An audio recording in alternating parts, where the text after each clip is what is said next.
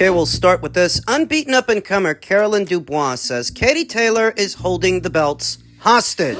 Caroline Dubois has lined up a shot at the WBC's interim lightweight title against Mayra Moneo August 3rd, early next month, live on Sky, and Dubois is looking to become the full champion. Caroline is gunning for the WBC World Championship and the current holder of the belt, Irish boxing legend Katie Taylor. Dubois fights Mayra Moneo for the WBC's interim lightweight title. Caroline is full of shit. She's full of it. Katie Taylor isn't holding the belts hostage. When the WBO title went vacant, that went to Rhiannon Dixon, and the IBF title went vacant, and that went to Beatrice Ferreira. You know Beatrice. Caroline Dubois is fighting for the WBC interim title next month, but the Londoner wants the full championship at 135, which Taylor still holds, even though the Irish star has been operating at super lightweight, 140 pounds, where she is now the undisputed world champion, after avenging her sole pro loss to Chantal Kimran. A victory over Mayra Moneo would establish Caroline Dubois as the mandatory challenger for the WBC title. You've got the veteran holding on to the belt that they haven't fought for in over a year. It's frustrating for people like me because we're just waiting around for what somebody else decides. And that's bullshit. It's pure bullshit. When an IBF title went vacant at 135, where she is now, Caroline had the opportunity to fight for it, and she wanted to fight for it, so long as it was against Rhiannon Dixon. Then she found out that Rhiannon is shooting for the WBO, and she would have to fight Beatrice Ferreira instead. At which point, she no longer wanted to fight for the IBF, and she decided to start gunning for the WBC. So when she goes on Sky Sports and starts talking all this nonsense, just know she's full of it. The winner of this is going to be the mandatory challenger to fight Katie Taylor. It's a good position to be in, and we're going to see what happens, said Caroline Dubois. Taylor was also the undisputed champion at lightweight. Although she has now vacated the IBF and WBO titles, she still holds the WBA belt as well as the WBC. Taylor is due to fight Amanda Serrano later on this year, but at 140. 2 of the 4 titles have already gone vacant. Explain to me how she's holding the belts hostage. What it really is there was a title available for you to fight for, but you didn't want to have to go through Beatrice to do it, so now you're pouting and throwing your toys out of the pram. Because Ben can't work the magic for you that Eddie Hearn works for his girls. Yep. For his fighters. Even worse. You just extended your deal with Sky Sports and Boxer, so when they put a microphone in front of you, all you want to talk about are girls that fight on Matchroom. That's all you want to talk about. Matchroom! Oh, I want to fight Rhiannon, and I want to fight Beatrice. If you wanted to fight Beatrice, you would have fought Beatrice. Beatrice only ended up fighting Yanina Lescano because you backed out. You backed down. She's holding the belts hostage. So frustrating for someone like me. Frustrating for people in my position. But we're just going to have to wait and see what happens. Hopefully she vacates, or next fight, God willing, we fight her, Dubois declared. It will be a mega fight. Everyone wants the big fish, and Katie's probably the big fish for a long time. Explain it to me.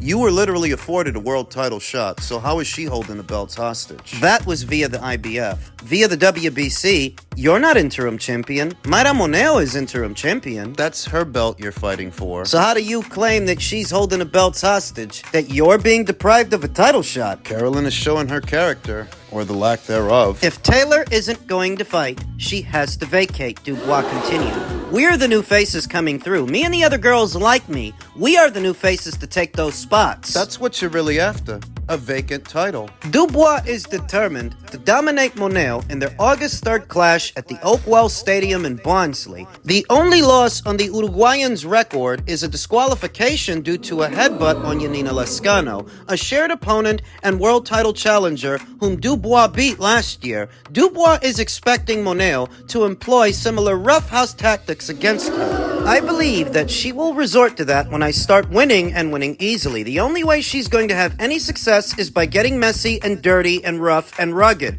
and trying to throw me down and stuff like that. That's the only way, Dubois said. The Briton believes that will all stand her in good stead. She's aggressive, non-stop, fights with her heart on her sleeve, just going to be in your face. I think it's a great fight. I think it's great preparation for what's next, Dubois said. However, she promises, you'll see what you always see. You will see vicious, exciting, skillful, and classy Caroline Dubois step in the ring and do what I've been doing. I'm going to try and go for the knockout and be as exciting as I can be for the fans. If it comes, if it don't, it don't. All I want is a beatdown and really put Monel in her place and let it be known that I'm levels above. And listen, I have a high opinion of Caroline Dubois' boxing. I think she's very talented and a champion in the making, but I also think she's being disingenuous here. You're angling. That's what you're doing. That's why you haven't fought for a full world title yet, but Beatrice Ferreira and Rhiannon Dixon have. She's not gonna say it,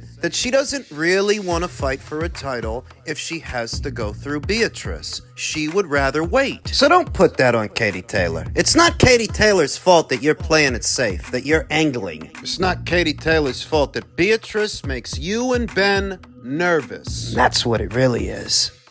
Men's welterweight news. Trainer says Manny Pacquiao is ready for Mario Barrios and calls the fight very realistic. Though for context, it's not Manny Pacquiao's trainer saying that. It's Mario Barrios' trainer saying that. Why did they word the headline that way? The proposed return of Manny Pacquiao versus WBC welterweight champion Mario Barrios is close, according to Barrios' trainer, Bob Santos. The fight is very realistic, Santos told Boxing Scene. Manny wants the fight, we want the fight, and the WBC has already said they would approve the fight. I'm sure it would take place probably in the fall. It's just a matter of where would we do the fight, Texas or Vegas, but we've agreed that we would fight him. He's agreed, and it's right there on the table. Let's see how it plays out. We've got to find a venue for the fight, and I think it would be great. Of course you do. Of course you want to fight a 45-year-old Manny Pacquiao more than you want to fight Brian Norman, more than you want to fight Jaron Ennis. You know, I remember years ago when they asked Vasyl Lomachenko if he would be willing to fight Manny Pacquiao at a catchweight, and he said no, because of Manny's age. He's so much older now. And that was then. This is now. Manny's 45. Last in action in August of 2021, when he lost the welterweight title via unanimous decision to Yordenis Ugas. That's a misprint. What is?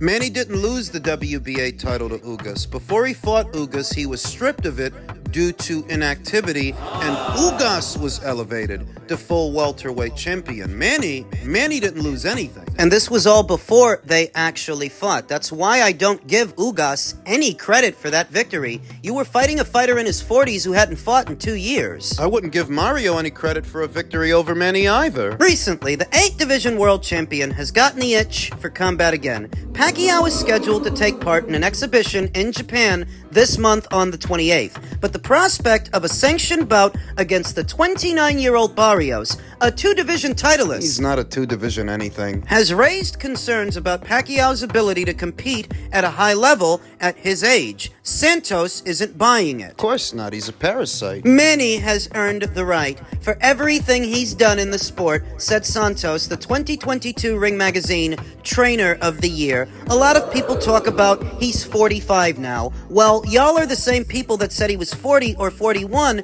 before he beat Keith Thurman. So he's earned that right. If he wants to fight for a title, he's shown he still has good hand speed. He's shown. When did he show that? I've seen some of his workouts, so if this is something he wants to do, you have to take it very seriously. You look at what Bernard Hopkins did at his age and in his career, Mike McCallum, Roberto Duran, a lot of great fighters. You mean a bunch of exceptions to the majority? They transcend age, sure. It catches up to you at some point, but we don't know yet. Oh, so you didn't see the Ugas fight? People are like, he lost to Yordenis Ugas. Well, guess what? He only had 10 days to prepare for Ugas because the opponent he was preparing for, Errol Spence, pulled out. That is true. I've raised that point myself. However, that fight you're talking about, that was over 2 years ago, Bob. So let's just call a spade a spade. You don't like your fighter's chances against the guys in his own age bracket, the champions at his own weight. You don't like his chances against Brian Norman, against Jaron Ennis. You don't like his chances.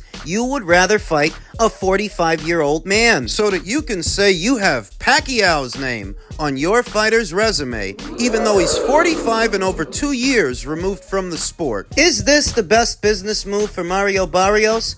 I suppose it might be. That all depends on how many pay-per-views you can sell, because you know they're gonna bill this as a pay-per-view. if they do it. Do you want to pay $80 to see a 45-year-old Manny Pacquiao fight? Former 140-pound regular champion Mario Barrios has won 3 straight since successive losses to Gervonta Davis and Keith Thurman. He last fought on May 4th on the undercard of Canelo vs. Munguia in Vegas, winning a 12-round decision over Fabian Maidana to defend the interim WBC title. He has since been elevated to full champion, with former undisputed champion Terence Crawford moving up to 154 for his next fight. You have Mario Barrios, who is on the best run of his career. Santos said he's coming into his own as a fighter in a weight class he needs to be in for his fight. A Mexican who's going to bring in all the Mexican fight fans with his style, and one thing about Barrios, he doesn't duck or dodge. Oh, stop it. Manny views you as low-hanging fruit the same way you view him as low-hanging fruit. You're not going to say that, but I've got to sift through the bullshit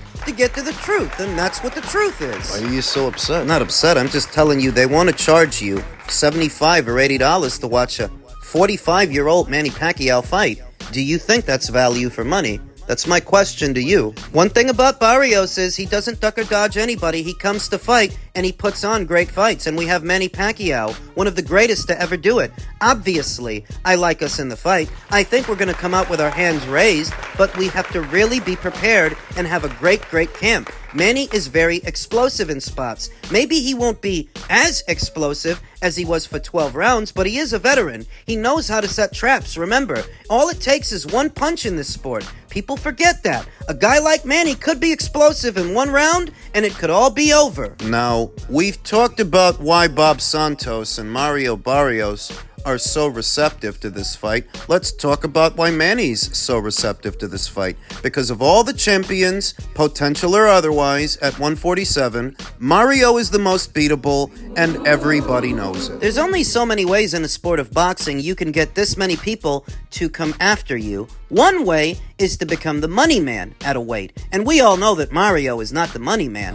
The other way is if you're the low-hanging fruit. You're the most beatable guy. It's a surefire way to get people to chase you around. That's what they did to Danny Garcia when he moved up from 140 up to 147. Everybody was breathing down his neck. And now they're breathing down Mario's. Manny Pacquiao is breathing down Mario's. What Manny's team likely see in Mario is a guy they don't have to chase. A guy they don't have to find. Like they had to try to find Ugas on short notice. They won't have that problem with Mario. They'll have a full camp. And this guy's a mid-range to inside fighter, so he's going to be there for the punches. That old cliche, power is the last thing to go. Oftentimes, that old cliche, it's actually true. If Manny can still punch as hard as he used to, or anywhere near as hard as he used to, then he can take out Mario Barrios, because he won't have to find him. That's what they're telling themselves. What Bob and Mario are telling themselves that they're not telling us is, look, Manny Pacquiao is 45 years old and he hasn't fought in close to 3 years. He still has more name value and more familiarity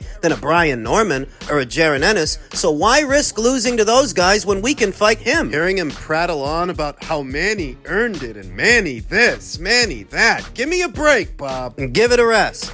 You just want to fight an old man because you don't like your fighter's chances against the other guys. Is that the best strategy for your fighter? Does that get him the most money? Yeah, it does, but it's because you know your fighter's on borrowed time anyway. Last night, Frank, from the Times, about Queensberry, your promotional company, doing a deal with DAZN. Queensberry have a contract with TNT, which will be honoured, which we enjoy, and a company we enjoy working with, and have been very supportive to us as we've been supportive to them, and we're happy. Now, Frank didn't really answer the question there, did he? But I don't expect him to in this situation. The TNT deal is said to be expiring this year, and he can use these rumors about migrating over to DAZN to get a better deal, a better offer from TNT. Get them to up the ante on the premise that you may be leaving to another platform. And you know, you don't have to leave because you're not happy and things aren't going well. Things were going very well for Eddie Hearn and Matchroom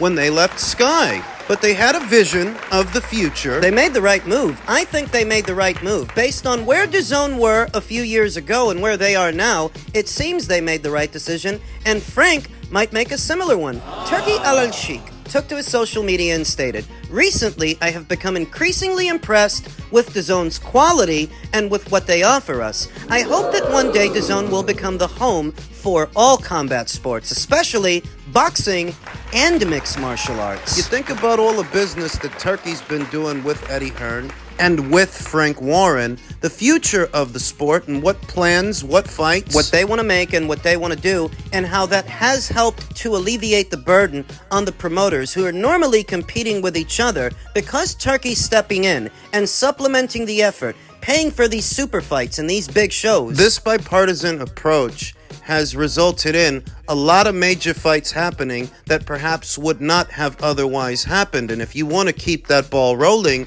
maybe you should go to DAZN. For the customers, for the consumers, it would be a breath of fresh air that you could get both Matchroom and Queensberry on one platform for one monthly or annual price, and tack on that this opens the door for even more cross-promotional fights, because then platforms, they wouldn't be an issue. Your side of the street, my side of the street, we're on the same side of the street. No, I don't rule out the possibility that Frank Warren and Queensberry might decide to migrate over from TNT to DAZN. It could still happen. We might see a slight price increase as a result. I'm not an optimist, folks, not really. I'm a realist. And when you're getting that much content, while it is value for money, those are the two biggest promotional outfits in the whole of the United Kingdom. If you have them both on the same platform, yes, there is going to be a slight price increase. And I know that there have been increases in the past, but what do you expect? Something for nothing? It's not the way the world works. That's not the way life works. So you better wake up and smell the price hike. If they do end up going to DAZN. If they don't,